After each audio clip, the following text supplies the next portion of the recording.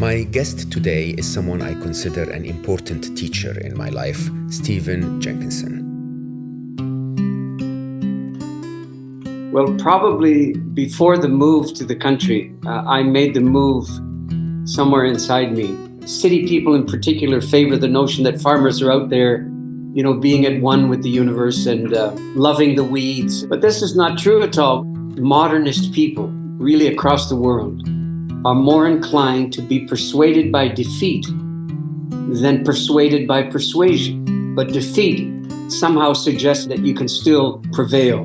What should our souls desire at times of confusion? The soul has an obligation in its work to engage the world without disappearance.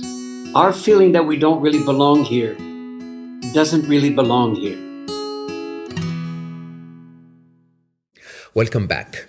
My guest today is someone I consider an important teacher in my life, Stephen Jenkinson. Steve is a cultural activist. He is a farmer.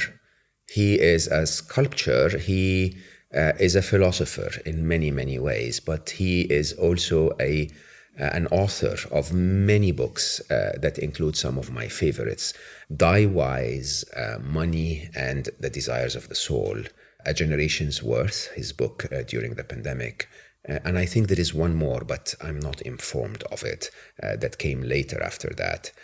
But he basically sort of presents life as it really is. And because of many, many years of working with the dying, he attempts to anchor us in the reality of where we are. And there isn't a time where we need this more. So I'm going to tell you, being aware of Stephen's work, this might not appear to be a very cheerful conversation because our world is going to be facing challenges as we progress into the next decade.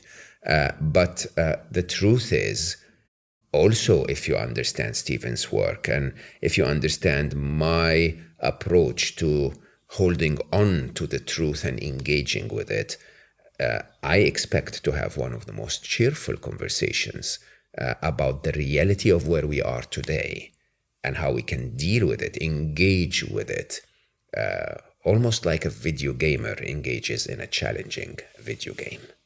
I've been looking forward to this conversation for a very long time. I've just arrived from Rio de Janeiro and I'm so jet-lagged, but I couldn't ask to delay it. I couldn't ask to move it because this definitely is an important moment for me, a moment where I meet one of my heroes, Stephen Jenkinson. Hello, Stephen, always so elegantly dressed. Well, it's very kind of you to notice. I think you're exaggerating, but I'll take it. I never say that, but when I was younger, I'm guessing you might be a year or two older than I am.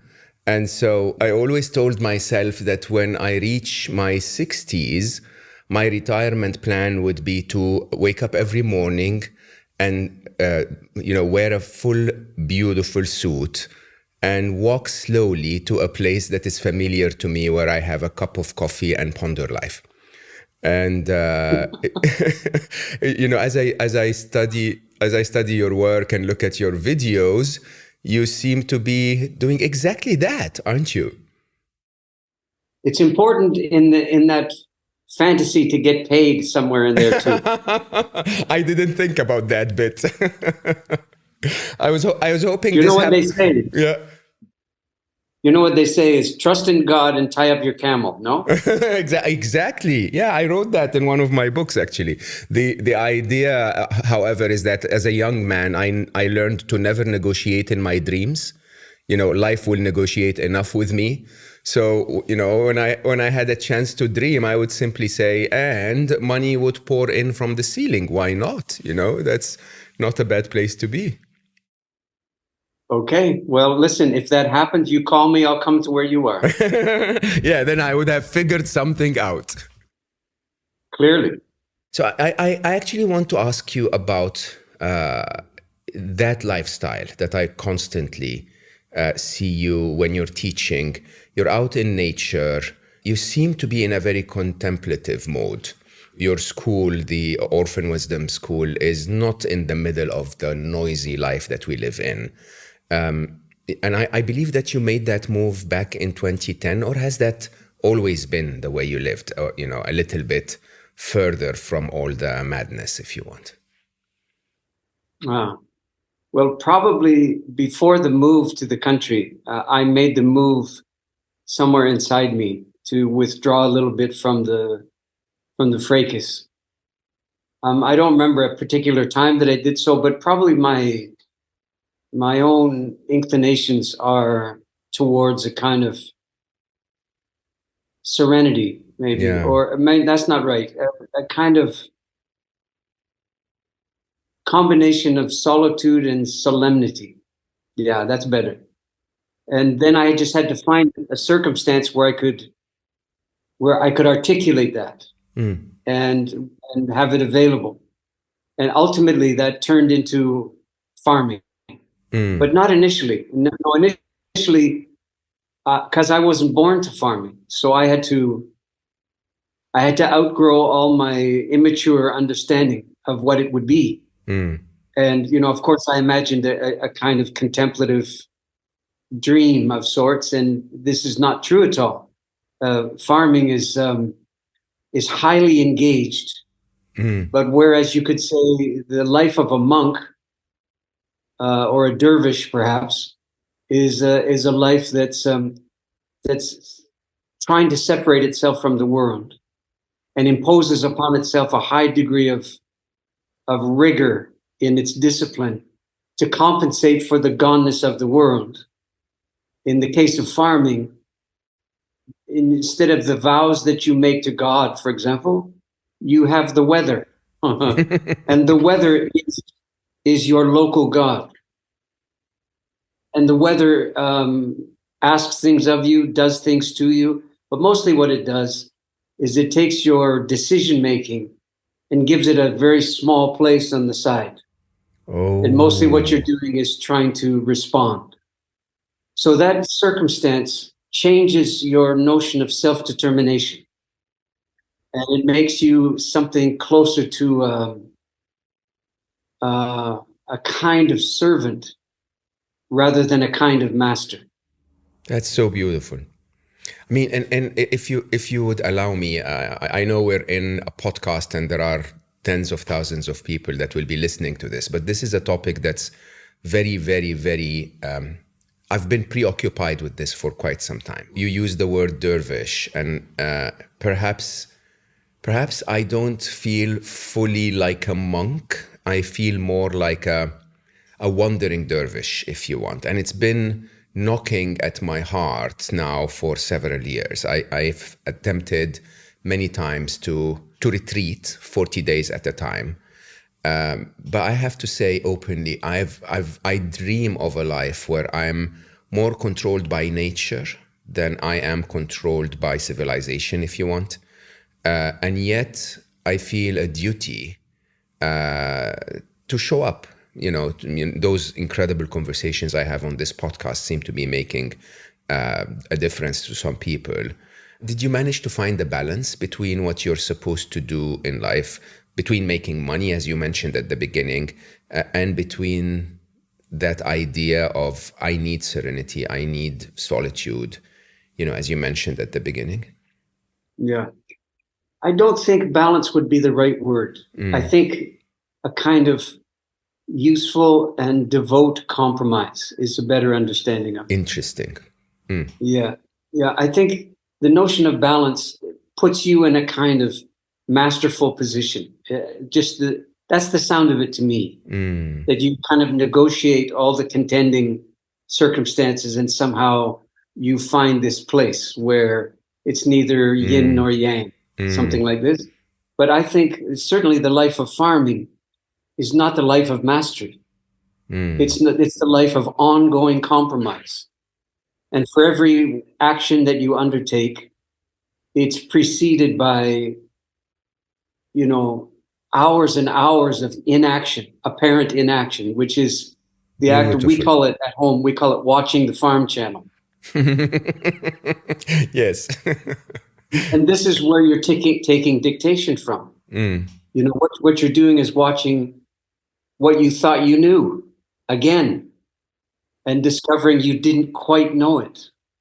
Whether it's the behavior of animals, whether it's their interaction with the weather, whether it's, of course, the gross changes in dominant weather patterns that are happening now, where your old understanding of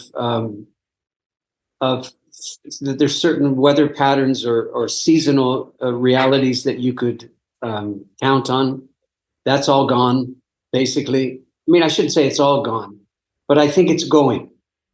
Clearly. And yeah, clearly so. So all of this is to say then that a farmer's job, I don't think, is to achieve balance. Not really. The farmer's job is to compromise and ultimately to lose in the struggle, quote unquote, against nature. Because that's what farming is. Farming mostly is fighting with the circumstances, seeing if you can find a way to survive. I know it's not a popular understanding.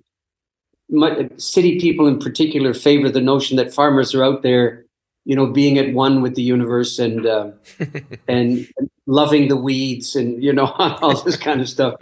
But this is not true at all. It's an immense struggle, and the more debt you have, and the more you are in the pocket of the big agricultural conglomerates and suppliers and so on, the more compromises you make. So instead of making spiritual compromise with the world, wherein you are supposed to lose as a human being, you instead make these terrible moral compromises with necessity and with indebtedness and so on. And I don't think most human beings can survive that degree of moral compromise. And this is why I think the world over, you know, fewer and fewer farmers appear in the young generation. And everywhere you go where the big agribusiness prevails, you have an immensely high, dangerous rate of suicide amongst farmers. That's very true. So all these things are all quite relevant to each other, you know. Yeah. I mean, do you think, I want to visit some of your work, which I have to say is plenty. You know, if we were to cover all of your books, it would take us 4.5 days to just skim the surface, honestly. But do you believe that this struggle is just part of the human experience? That if you're in the city, you're struggling with all of the challenges of being amongst humans with so many contradicting objectives and targets and agendas. And if you're out there, you're struggling with nature and the morality of what you need to do to fit in a little bit with that other world. Is there any place where there isn't that struggle? Well, I think the formula that you've described has a certain presumption, and it's that the same person, whether in the city or in the country, brings the same repertoire, the same degree of prejudice, the same unexamined sense of being on the losing end of life kind of feeling. So therefore, struggle becomes the order of the day, and it's just how you articulate the struggle from one context to the next. But the real possibility exists that from time to time, there are people who understand the realities that we're describing differently than conditions of struggle. And so when I said earlier that one of our responsibilities as human beings is to fail, what I mean is if you look at what human beings do to the world as a consequence of their numerical and technological success, you'd rightly come to the conclusion that the more humans are defeated, the better it is for humans, ultimately. You see? Wow. So if you can understand that, it's a big challenge to live it out, of course. But as an understanding of a principle, it's possible that you could bring that understanding into a kind of life where, in addition to the struggle, you have a sense of gratitude, of thanksgiving. And those two things together, they moderate the intensity of what we're describing here. I think they do.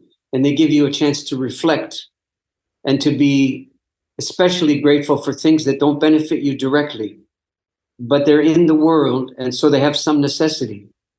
And if your gratitude goes there, then your self-interest is not the boss. Your concern for the greater world is the boss.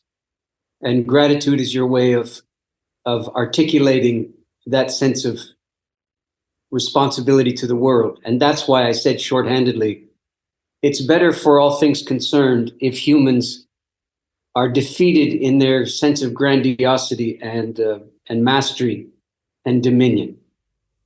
So wise. I have to admit, those words will stay with me forever. The idea, perhaps as I negotiate in my mind now, of at least succeeding sufficiently but not crossing the line. And it seems to me that life is now defeating us in a very interesting way. As you mentioned, climate change, for example, it's basically life saying, look, you guys, honestly, I appreciate very much all of the innovation, but hey, I still have the power here. I'm going to change things a little for you so that you fail a little more or be defeated a little more. You know, it's quite eye-opening that you see it this way. Another element that's important to introduce, and I learned this from working with dying people so often, is that for grown-ups in the real world, there is such a thing as too late. And I would not be surprised to discover or to have it confirmed over the next decade that we are in many respects already in the time of too late. That the notion of personal conservation and recycling, and I mean, these are nominally important things. But honestly, as I said to a guy here in the village the other day, recycling your personal plastic that comes out of your house is basically like changing your socks.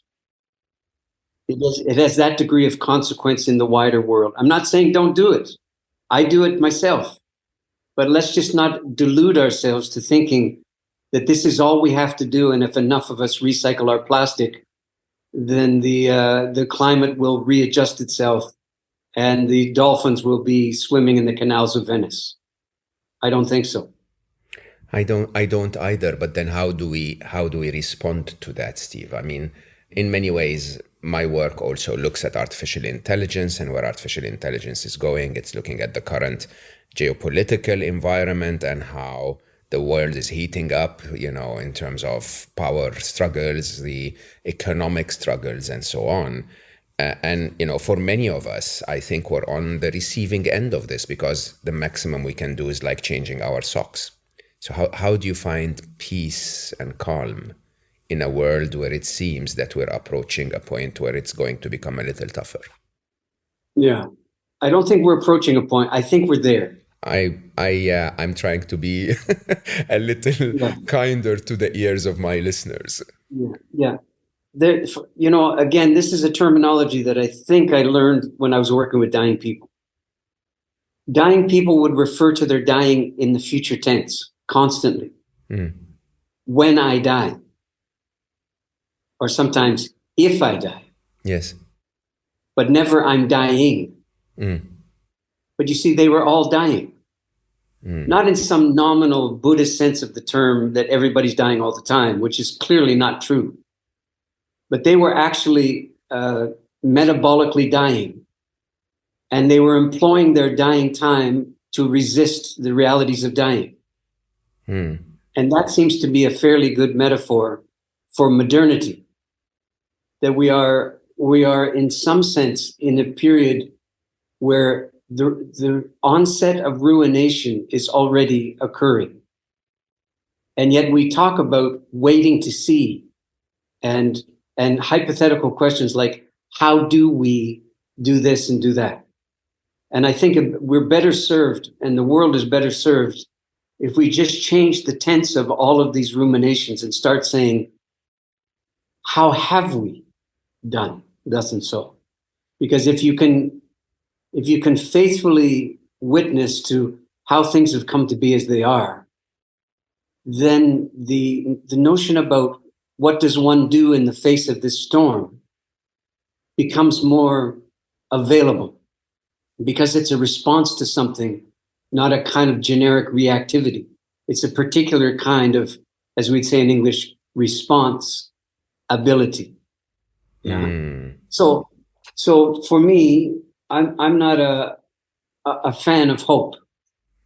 I don't find that there's any obligation necessarily among grown-ups, sentient grown-ups, to pat each other on the shoulder and reassure each other, and that if we just do this, and if we find some equanimity, and if we just change our socks, and if enough people change their socks all at once, well, the globe will tip, and this is not how it happened, and it's not how it's going to happen either. The truth of the matter is, it seems, you're familiar with the English poet W.H. Auden? Of course, yeah. Okay, so he has a wondrous but kind of ruinous observation he's made about modernity. He said, "It seems to me that we would rather be defeated than be persuaded." And so there's a lot of circumstance now, geopolitically, socioeconomically, where the powers that be and the great sort of middle class, if you will, are there with their arms folded, playing let's see what happens. But doing that is the answer to the question, what happens? This is what happens now.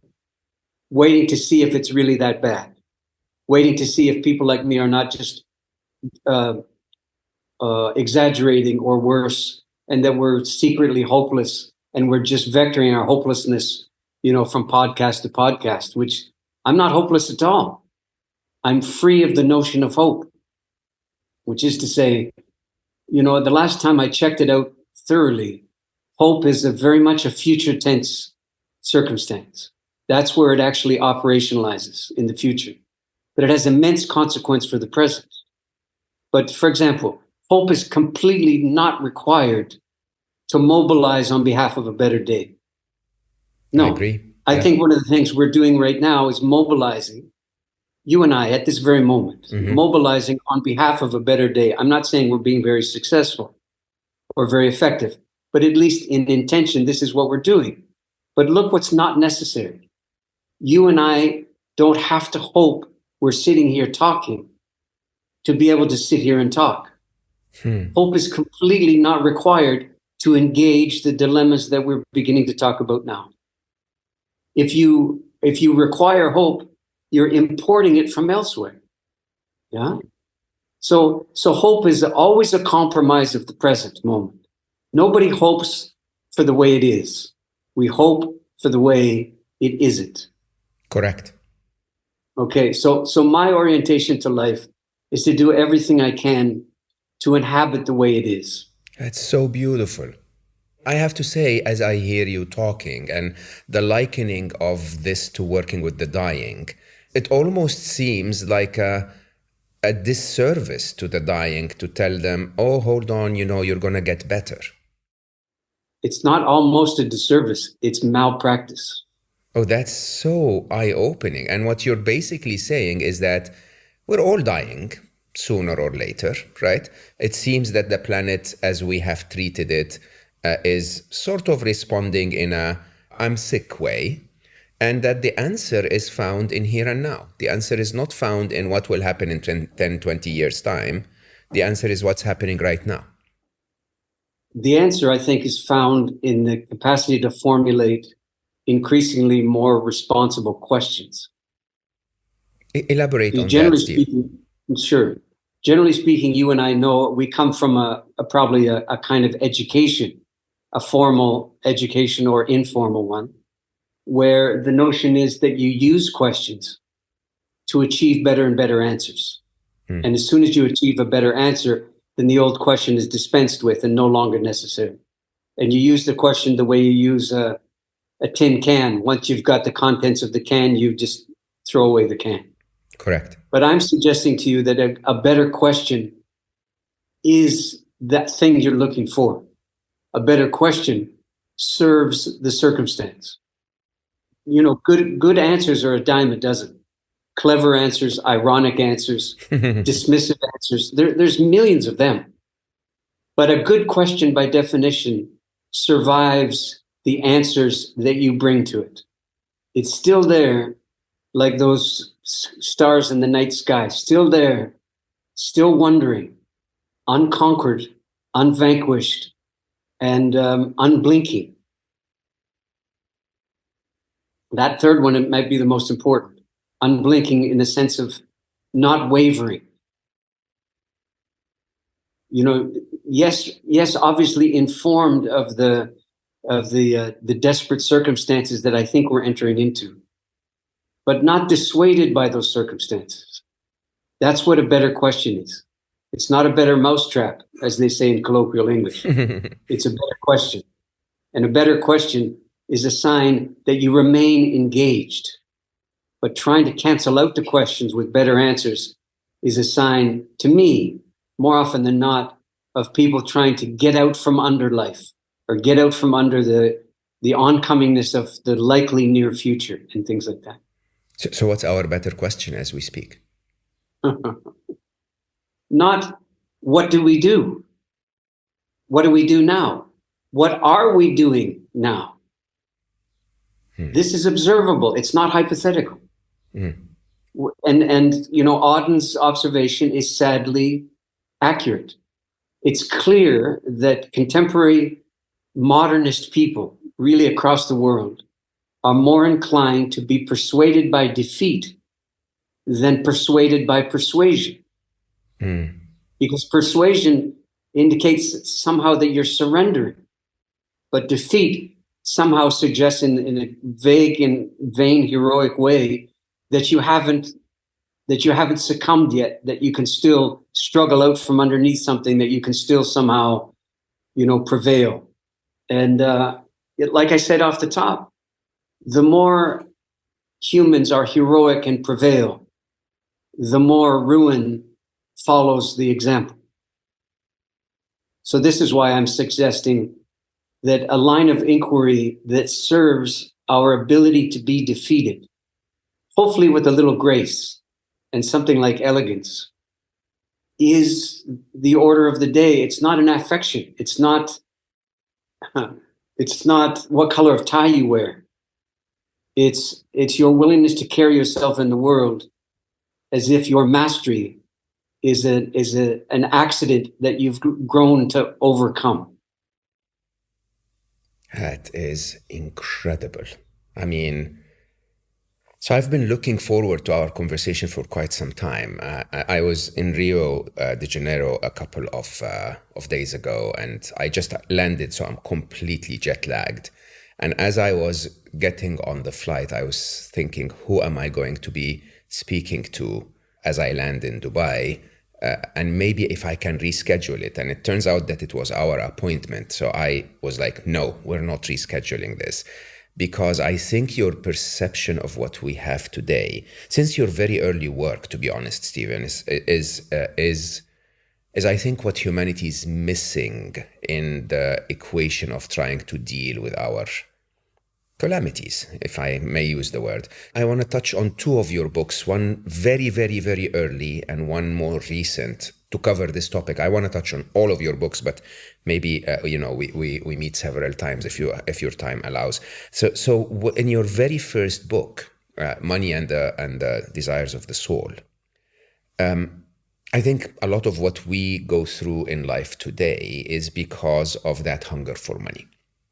And your conversation in the book about the idea that we sort of like the spiritual ones would say, oh, no, I don't need that. I give that up. I'm not interested in this, is sort of, again, hiding our heads in the sand, basically, because, the soul has to merge with that progress that made money part of our life somehow. Can I ask you openly, what do you define as the desires of the soul? And what should our souls desire at times of confusion that we're coming to? Well, I mean, because we use the word soul here, in contemporary English, this topography is very uncertain, and we're not very articulate in contemporary English about the nuances that constitute, quote, soul.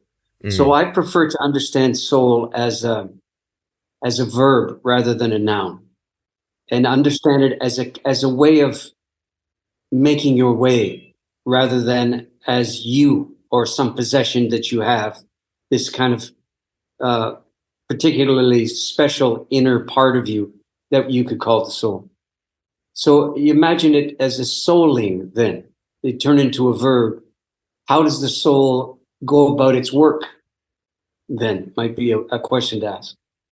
And this is why I wrote a book called Money and the Soul's Desires, to suggest that money, it doesn't say money or the soul's desires, as if there's some kind of dichotomy and you have to decide between them. And once you've decided on behalf of the soul, then you have no more money trouble or whatever it is. The soul has an obligation in its work to engage the world. Engage doesn't mean defeat. It doesn't mean manage. It doesn't even mean survive. It means to join in some fashion without disappearance, to engage purposefully over time, not in one fitful moment of alleged insight, but ongoingly to plant the insight, for the sake of a better day. So I think there's nothing particularly elevated about soulfulness. Soul has its work is in the alley, not in the celestial spheres. It's out, behind the tavern. I mean, this is one of the things that makes Rumi and Hafez so lovable, is their understanding that the soul belongs in the world, and that the trouble is not the soul's, the trouble is ours. You may be familiar with this one. I'll see if I can remember how it goes, or at least how it begins. He says, all day long I think about it, and that at night I can't help it. I say it. Who am I? And what am I supposed to be doing? And I have no idea. If I could only break out of this prison for drunks. The point that Rumi's pursuing there is that the sense of not quite belonging to the world, which I would suggest to you is the soul's problem, not the world's problem. In other words, the world is a perfectly good place for the soul. But if the soul thinks otherwise, then the soul is not working very assiduously. So I think the soul is part of creation, not some kind of hovering being that doesn't really belong in creation, but accidentally finds itself here and has to make do.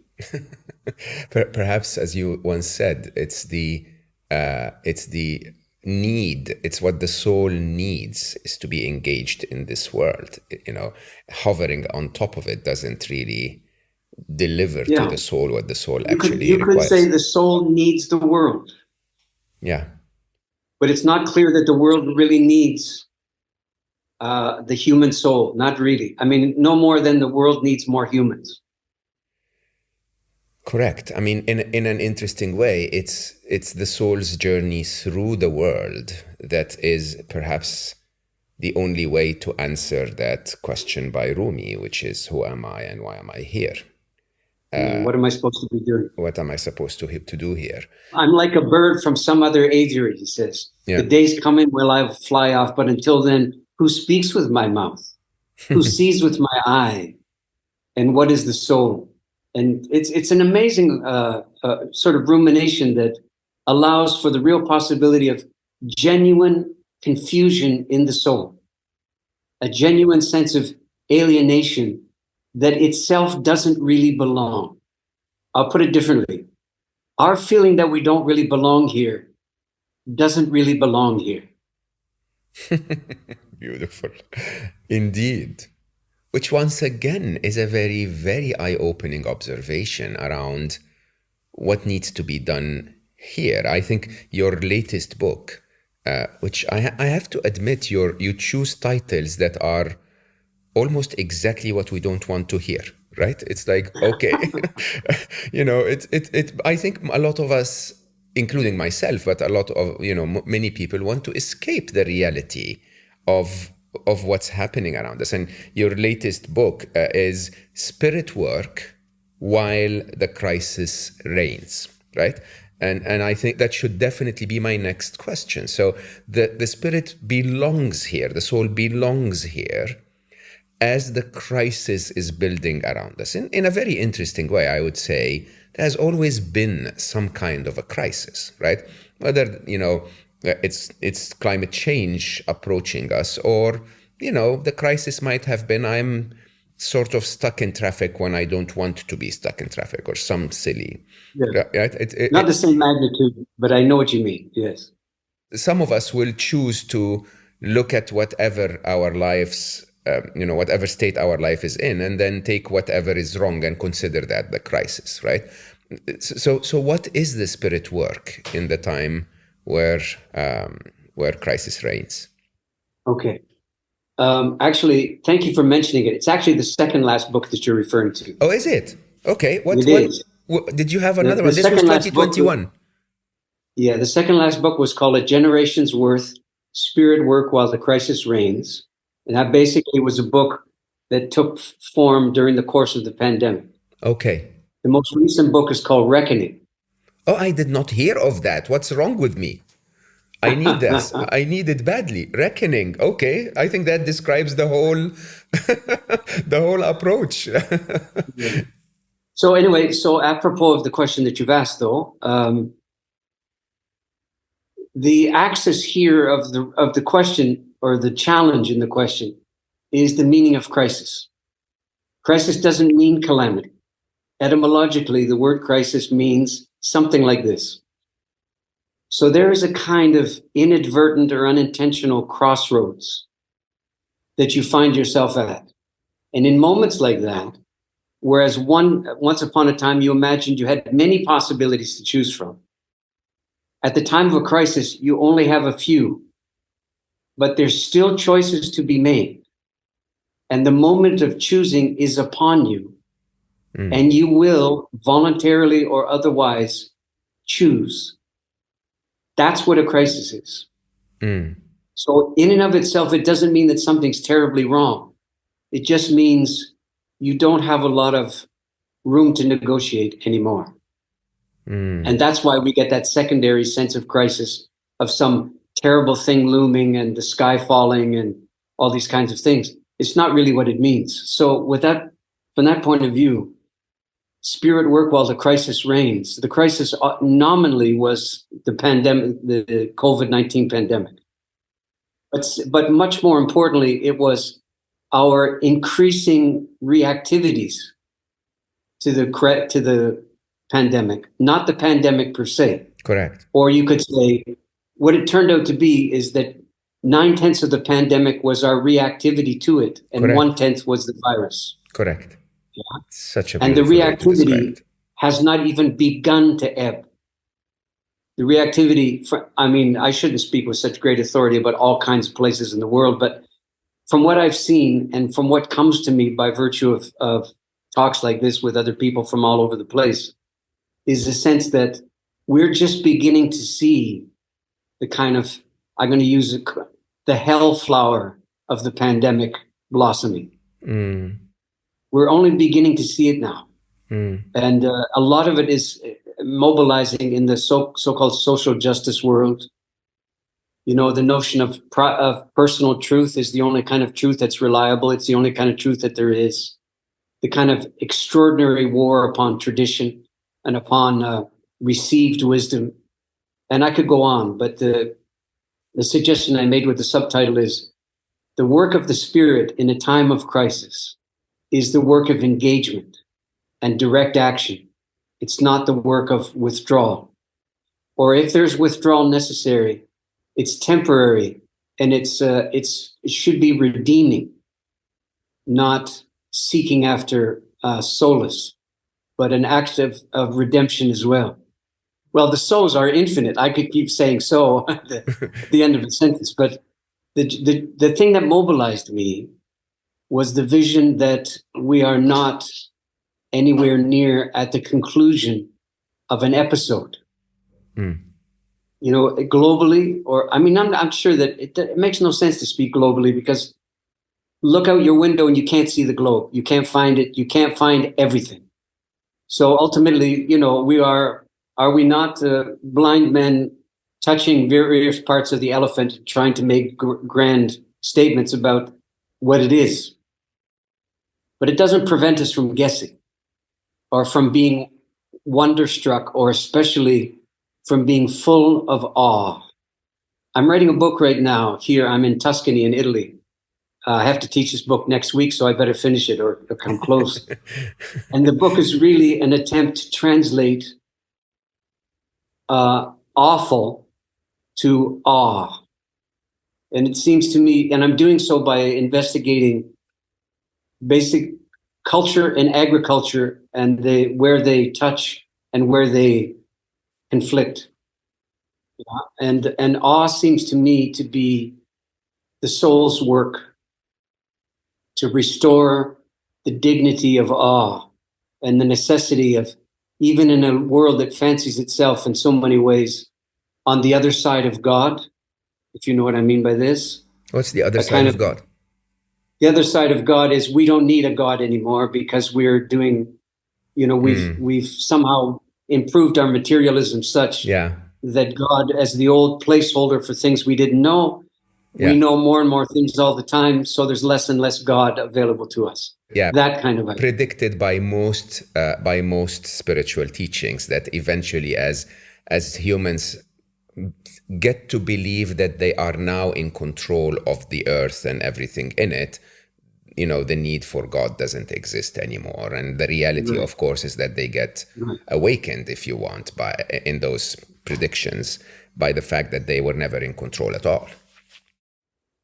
The other reality, too, being that it is certainly the Western point of view to talk for over and over again about whether or not we need God.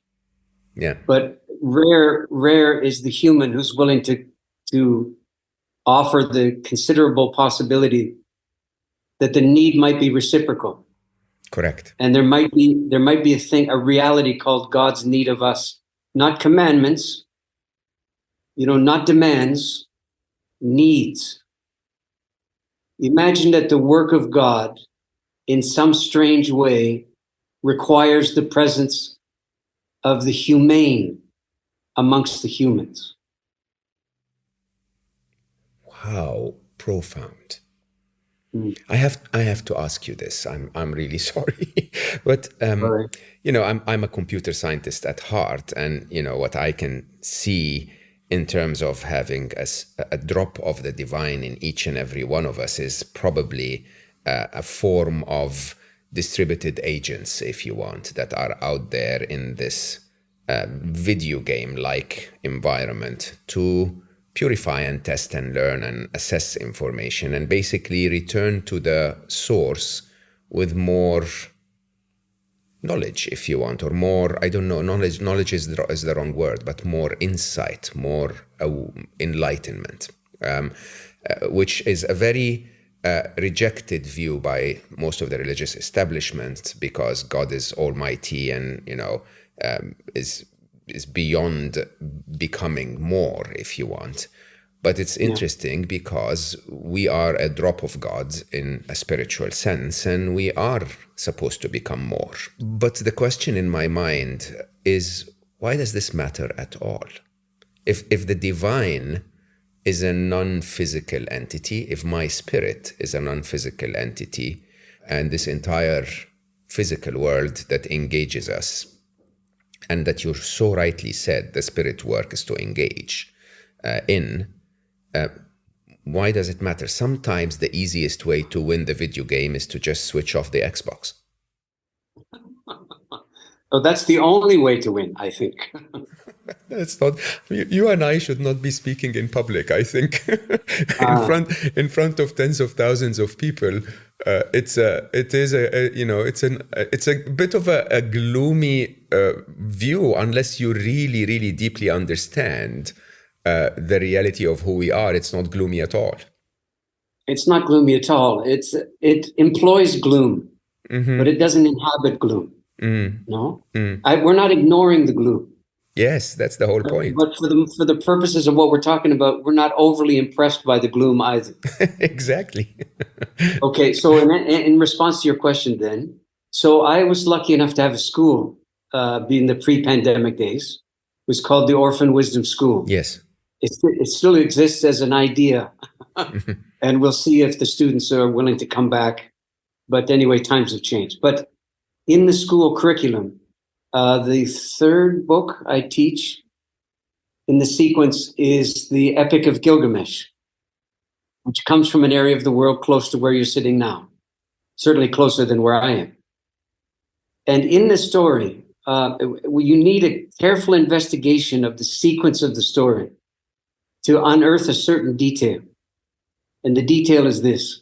This story is a recognition of, it's not a recognition of, it sets up its tent in a crater. It mistakes the crater for a valley because it forgets the detonation. Okay? The detonation is the onset of the Iron Age. Now, once people have lived out the Iron Age for any length of time as a collective, the memory of a time before the Iron Age starts to vanish very quickly. Correct. One of the consequences of the Iron Age is the physical topography of the Middle East. The treeless expanse. I'm not talking about the Sahara. I'm talking about, the Tigris, Euphrates, Israel, Lebanon, all kinds of places. Yeah. And so many of them are treeless, and the Iron Age is why.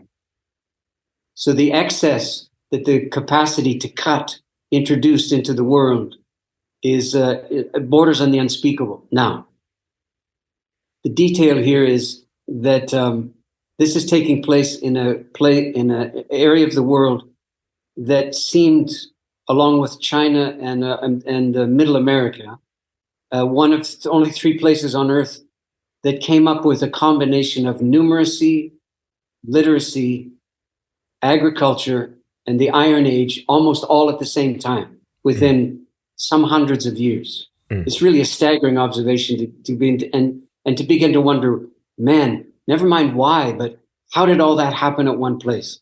And one of the things clearly that took place is the advent that we take for granted now as a given of human industry. And the word we use in English is surplus.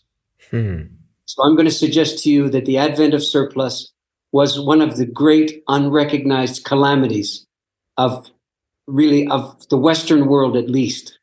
And here's what I mean by that. There was a time in the polytheistic period, or the polytheistic period, where the grain, the head of grain waving in the wind, was God. Not from God, not a sign of God, not somehow inhabited by God, but as manifestly God as anything could possibly be. And if you think about the miracle of its reproductive capacity and everything, with no human hand, it's quite an extraordinary observation to entertain. And what happens is the understanding that this is God determines your agricultural practices. Correct. Obviously, it would. All the agriculture would be devotional. Yeah. It would be a form of prayer. But with the oncomingness of the Iron Age and a few other things that we don't have time to discuss right now, one of the consequences, I think inadvertent at the beginning, was the advent of surplus. And the consequence literally is more God than you need. And so instead of the grain God, you now have the grain that belongs to God, God's firstborn grain. And then you have all of the sacrificial acts and the firstborn parting with acts and all of these compensatory gestures that the various cultures try to craft to break even on this horrible miscalculation that there's such a thing as extra God, surplus God, God in the warehouse, God in the storehouse, God in the granary, God in the temple, God in the mosque, God in the church. You understand what I'm saying? God in the chapel. Instead of the world is God, and we're the ones who are in the chapel. We're the ones who are in the mosque and in the granary and so forth. So this calamity, we still have not seemed to have awoken to. And so in my small way, this book that I'm working on right now is an attempt to sound the little bell of the calamity, which is surplus anything. Mm-hmm. Yeah. It doesn't sound that spectacular, but I promise you the consequences It are enormous. sounds paramount. It It sounds is paramount. paramount. It really, Yeah. I think it would probably cross above the heads of many who, including myself. I'll be honest. I told myself while you were saying this, once we finish our conversation, I'll have to think about this for the rest of the day. It is so paramount in its vision, but it's at the same time not at all how we were taught to look at this interesting engagement that we have here in the physical world. And in a very interesting way, I think, when you see it as such, as you rightly said, every action becomes a ritual. It's not really about every action is an action and then there is a ritual at the end of the day. It's a very different way to live. You know what, Stephen? I want to respect your time. I know you have another appointment, but at the same time, I have to say to my listeners that this is worthy of rewinding and listening to again, because some of the gold nuggets that you dropped along this path require introspection and reflection to really sink deep. And, I would just wish and hope that you would allow me the time to continue the conversation another day. Amen.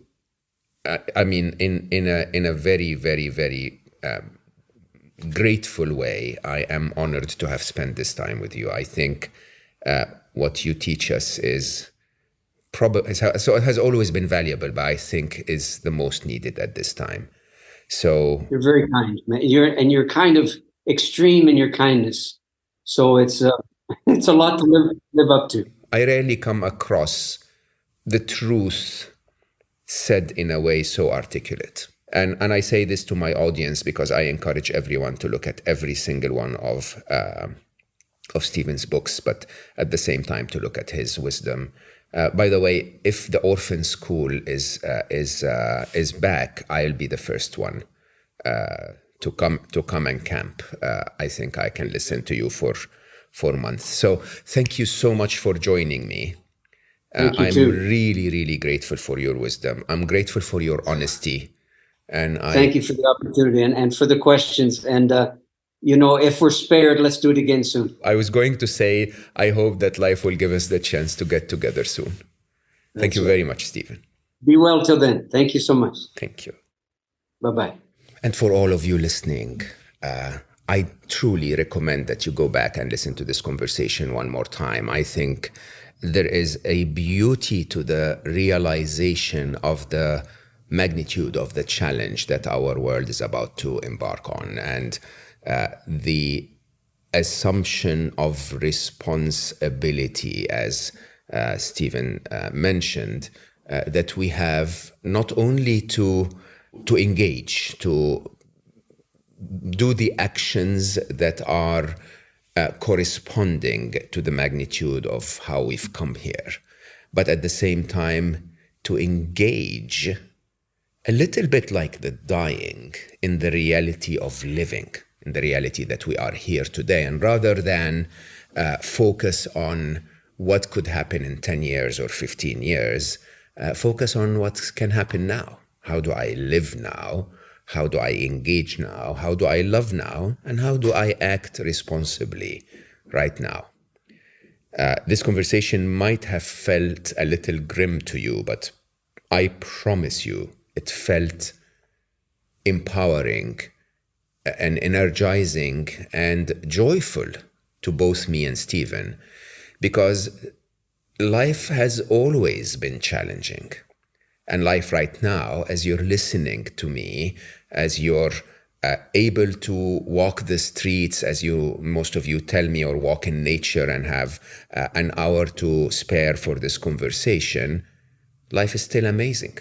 So the point is, perhaps living is the answer to the challenges that we face.